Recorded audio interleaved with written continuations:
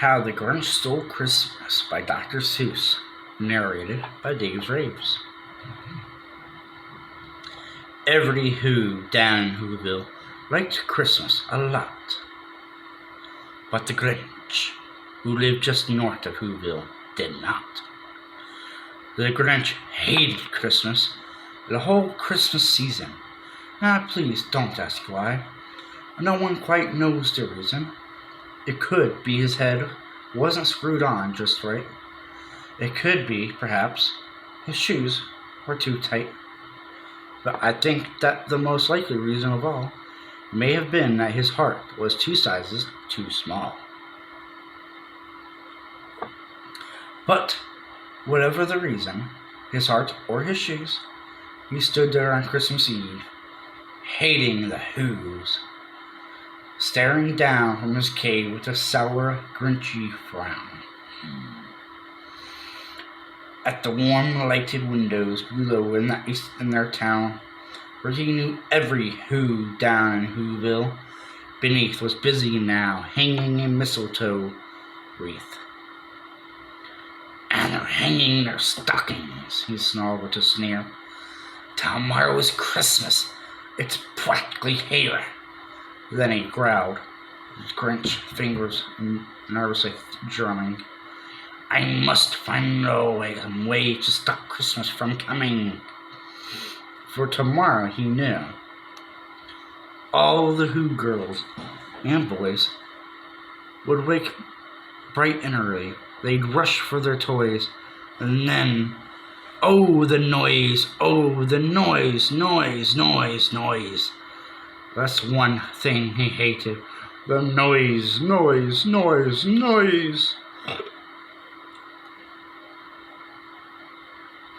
Then the Whos, young and old, would sit down to a feast. And they'd feast, and they'd feast, and they'd feast. They would feast on Who pudding and rare Who roast beast, which was something the Grinch couldn't stand in the least. And then they'd do something he liked least of all.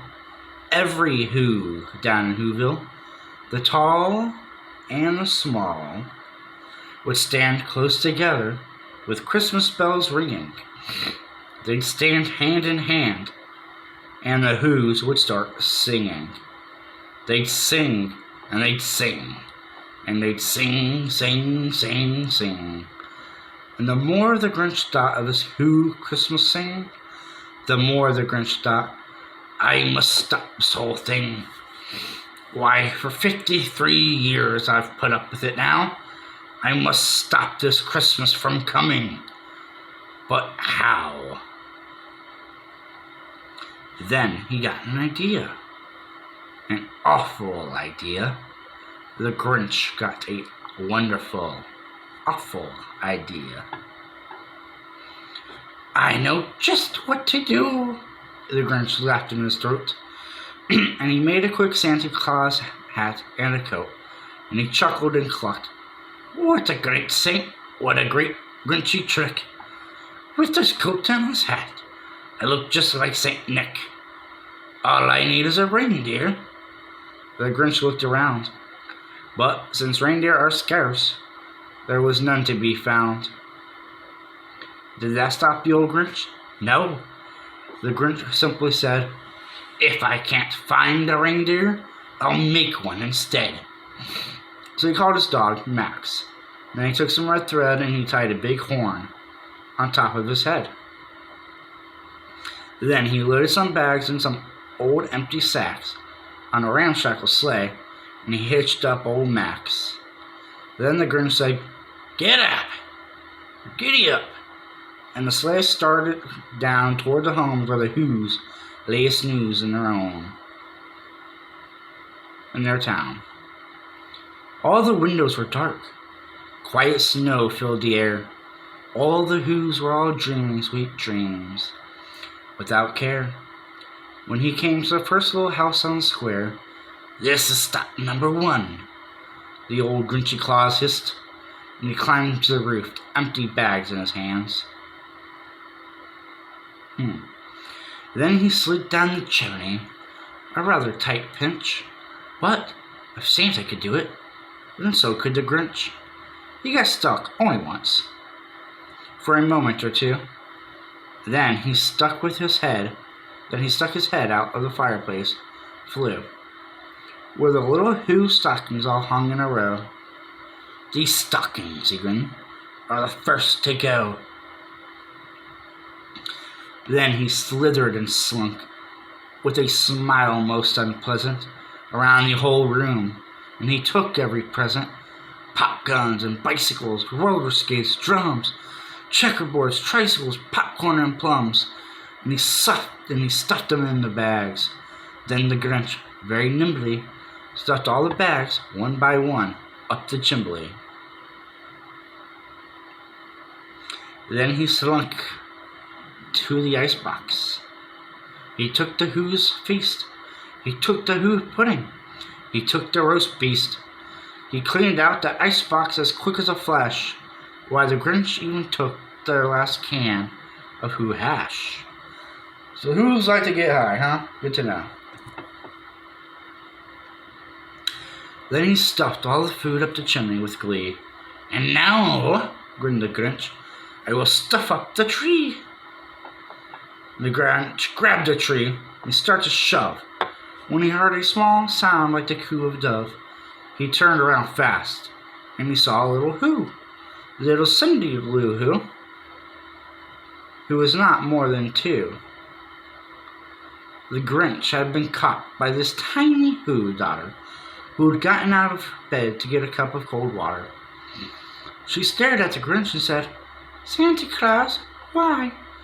Why are you taking our Christmas tree? Why?"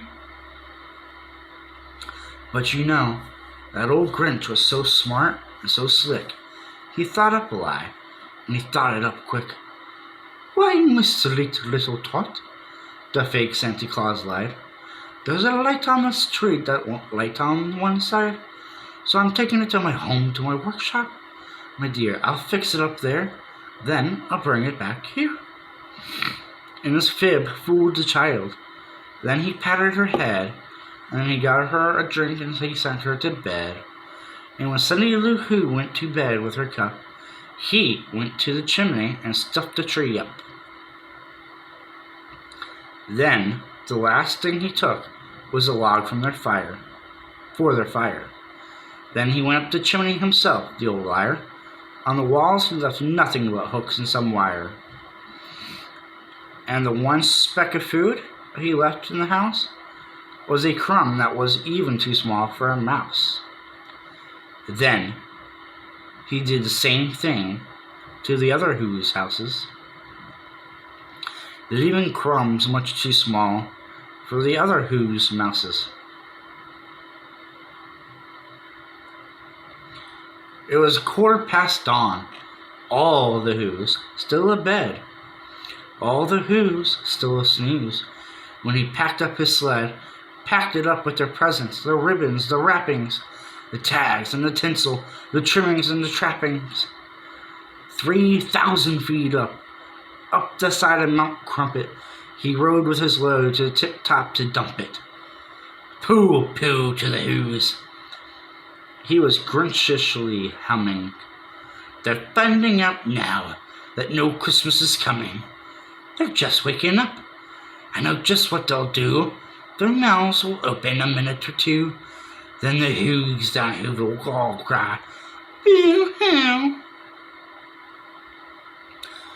"That's a noise," grinned the Grinch, "that I simply must hear." So he paused, and the Grinch put his hand to his ear, and he did hear a sound rising over the snow. It started in low, and then started to grow.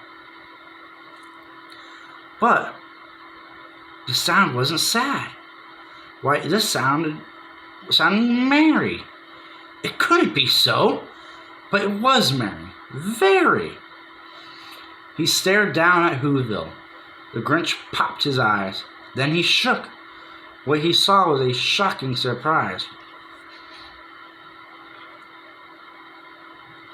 Every Who down in Whoville the tall and small, was singing without any presents at all. He hadn't stopped Christmas from coming. It came. Somehow or another, it came. It just came the same. It came just the same. And the Grinch, with his Grinch feet ice cold in the snow, stood puzzling and puzzling. How could it be so? It came without ribbons. It came without tags. It came without packages, boxes, or bags. He puzzled 3 hours until his puzzle was sore. Then the Grinch thought of something he hadn't before.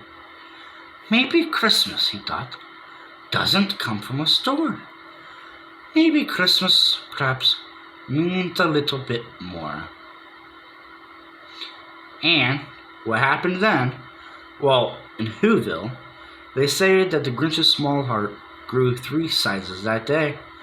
And the minute his heart didn't quite feel so tight, he whizzed with his load through that bright morning light, and he brought back the toys and the food for the feast, and he himself, the Grinch, carved the Christmas beast. The Grinch carved, he himself, the Grinch, carved the roast beast.